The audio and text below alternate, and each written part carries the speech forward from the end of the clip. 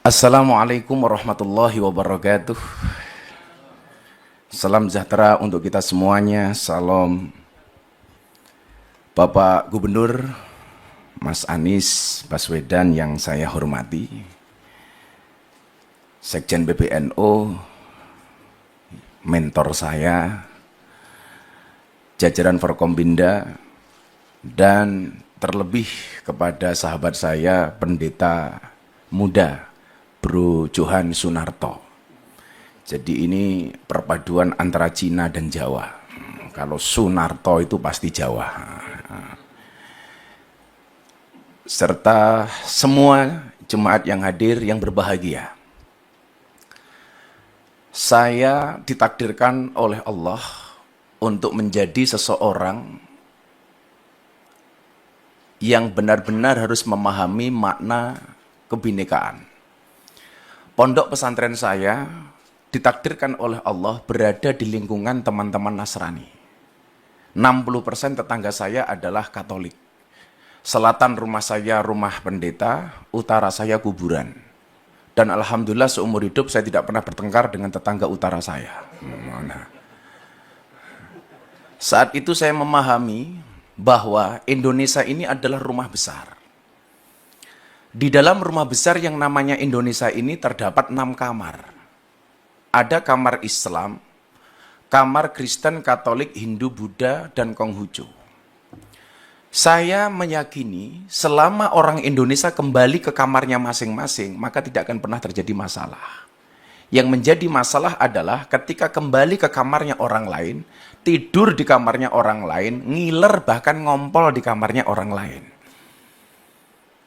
Maka begitu indahnya Indonesia menata kerukunan ini dengan luar biasa ketika kemudian menerbitkan identitas kita masing-masing. Anda yang beragama Islam dengan KTP Islam. Maka dulu Mas Anies ada usulan kolom agama dalam KTP dihapus saja. Karena dianggap ini awal dari diskriminasi. Justru saya sebaliknya. Menurut saya kolom agama dalam KTP tetap harus dipertahankan. Anda sebagai umat Kristiani berbanggalah dengan KTP-mu. Dengan Kristianinya. Anda yang beragama Islam, berbanggalah dengan KTP yang beragama Islam. Maka, saya menolak tegas kalau kolom agama dalam KTP dihapus. Tapi, kalau yang dihapus kolom kawin atau belum kawin, saya setuju. Jadi kan bujang terus, Pak. Pak Kapolres setuju ini pasti. Tapi juga kemudian ada yang memahami toleransi secara kebablasan. Saya kasih contoh misalnya, ada orang yang mengatakan semua agama itu benar titik. Saya pikir kalimat ini tepat tapi kurang lengkap. Bagi saya yang benar adalah semua agama itu benar bagi penganutnya. Kenapa harus tambahkan penganutnya? Kalau semua agama itu benar titik, saya khawatir nanti pendeta Johan tiap hari ganti agama. Ini kan.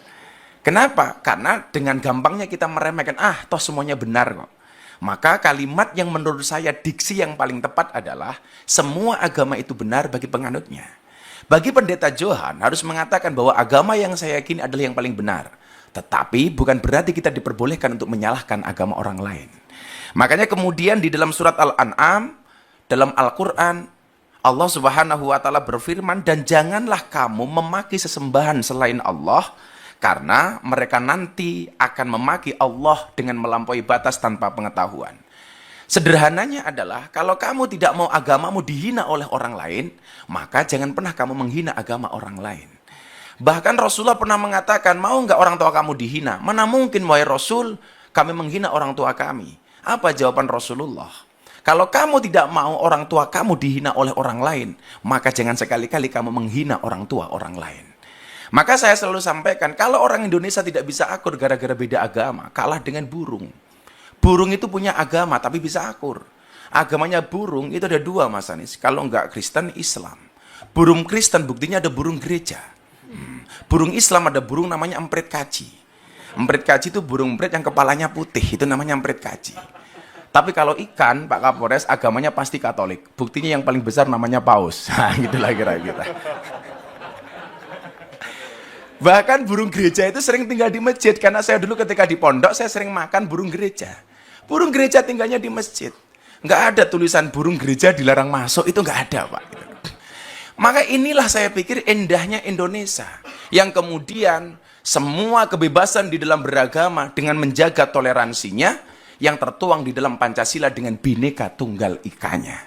Maka sekali lagi, kalau kemudian kita bisa kembali ke kamarnya masing-masing, tidak akan terjadi masalah. Ingat Bapak Ibu, saya mencatat, toleransi menjadi sulit ketika orang lupa bahwa beragama itu untuk mengatur diri sendiri, bukan mengatur orang lain.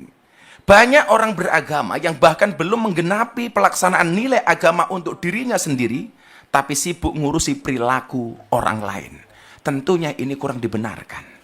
Maka begitu indahnya hubungan saya dengan kawan-kawan Nasrani di pondok saya sampaikan barangkali Mas Anies, di tempat saya itu kalau ada orang Nasrani meninggal, mereka sembahyangan untuk mendoakan almarhum. Kita yang Muslim datang Mas, di belakang. Kita nungguin, begitu nanti jatahnya makan, kita makan bareng. Ketika ada orang Islam meninggal dunia, kita tahlilan, teman-teman jemaat gereja nunggu di belakang. Ketika jatahnya makan-makan, kita makan bareng. Akidahnya tetap masing-masing, tetapi muamalahnya bisa kita lakukan bareng-bareng. Kalau Idul Fitri seperti ini, kawan-kawan saya Nasrani masak, Pak. Hasil masakannya dibagi ke semua warga kampung, baik yang beragama Islam maupun yang beragama Nasrani. Begitu Natal tiba, kawan-kawan Islam gantian yang masak, dibagi ke seluruh kampung. Maka saya teringat kemudian dengan cerita Nabi Ibrahim alaihissalam, ketika masak kemudian tetangganya dipanggil. Nabi Ibrahim itu dikasih gelar kekasihnya Allah gara-gara suka traktir orang. Bulan Ramadan ini saya belum ditraktir sama Mas Anies, belum.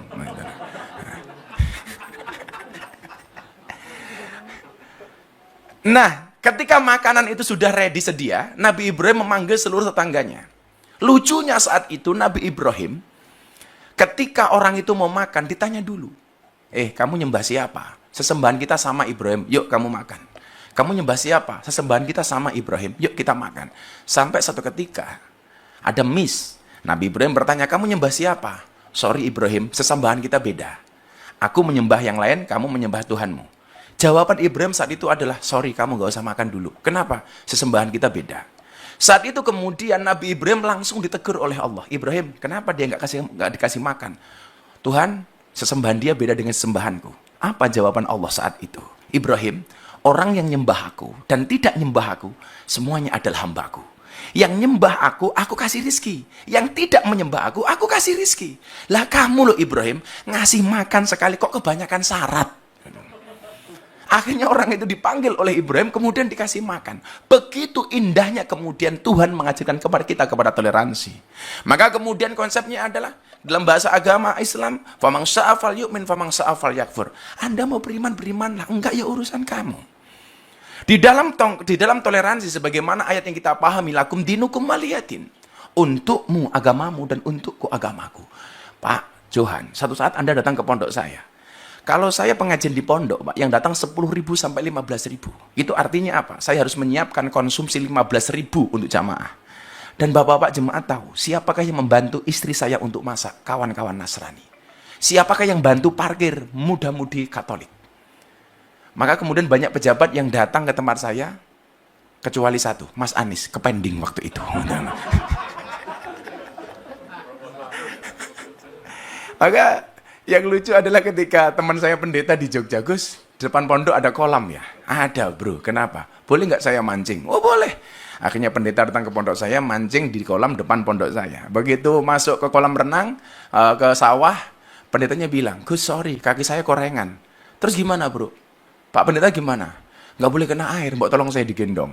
Akhirnya pendetanya saya gendong. Begitu saya gendong, pendetanya bilang, baru hari ini ada pendeta bisa naik haji. Wah, kan saya haji, Pak. Inilah. Akhirnya pendetanya saya lempar ke air. Biur, pendetanya protes. Gus, kenapa saya dilempar ke air? Sorry pendeta, baru hari ini ada pendeta dibaptis sama Pak Haji. Saya bilang gitu. Begitu indahnya Indonesia ketika kemudian kita saling menghormati. Saya meyakini akidah memang tidak bisa kita campur. Tetapi ketika persoalan kebangsaan, persoalan kenegaraan, kita punya visi yang sama. Dengan berideologikan Pancasila, inilah konsep yang dibuat oleh founding fathers kita. Barangkali untuk mengakhiri ini, Pak Gubernur, Pak Pendeta, dan semuanya, saya sampaikan, di saat aku menggenggam tasbihku, dan kamu menggenggam salibmu, di saat aku beribadah ke Istiqlal, namun engkau ke katedral. Di saat bioku tertulis Allah Subhanahu wa taala dan biomu tertulis Yesus Kristus. Di saat aku mengucap assalamualaikum dan kamu mengucap salam. Di saat aku mengeja Al-Qur'an dan kamu mengeja Alkitabmu. Kita berbeda saat memanggil nama Tuhan. Tentang aku yang menengadakan tangan dan kau yang melipatkan tangan saat berdoa. Aku, kamu, kita. Bukan istiqlal dan katedral yang ditakdirkan berdiri berhadapan dengan perbedaan namun tetap harmonis.